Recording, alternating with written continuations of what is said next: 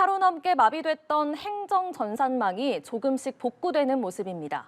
정부 온라인 민원 서비스 정부24도 임시로 문을 열고 일부 서류 발급을 재개했습니다. 김종성 기자입니다. 임시로 운영을 재개한 정부 온라인 민원 서비스 정부24를 통해 주민등록등본 등 일부 서류를 출력할 수 있는 상황입니다.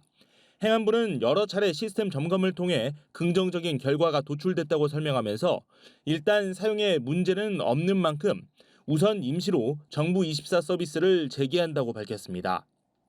행안부는 고기동 차관을 본부장으로 하는 대책본부를 운영 중인데 공무원과 민간 인력 100여 명이 현재 시스템 복구 작업을 벌이고 있습니다. 하지만 이번 행정 전산망 오류 사태가 완전히 해결될 때까지 좀 더 시간이 필요해 보입니다. 공무원 전용 행정 전산망 세올은 어제 오전 9시쯤부터 이상을 일으켜 공무원들이 민원 업무를 위해 시스템에 접속을 하려고 해도 제대로 가동이 되지 않았습니다. 당초 시스템 접속에 필요한 GPKI라는 인증서에 문제가 있었던 것으로 알려졌는데 원인이 무엇인지는 추후 조사에서 나올 것으로 보입니다.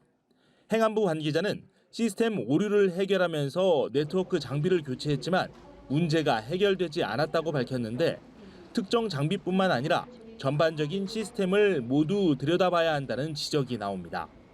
이번 사태를 두고 해킹이나 다른 요인 때문에 문제가 발생한 것이 아닌지 의혹이 제기됐지만 국정원 측은 자세한 답변은 하지 않은 채 사이버 공격 등 다양한 가능성을 염두에 두고 전문 인력을 현장에 투입해 장애 원인 파악과 복구를 지원하고 있다고 답했습니다. 오늘 오전에는 한덕수 국무총리가 직접 대국민 사과를 하기도 했습니다. 한 총리는 정부 행정 전산망 장애로 인해 공공기관의 대민 서비스가 중단돼 많은 국민께서 불편과 혼란을 겪으신 데 대해서 송구하다고 밝혔습니다. 또 민간 전문가가 함께 총력 복구 작업을 진행 중으로 조속히 정상화되도록 최선을 다하겠다고 설명했습니다.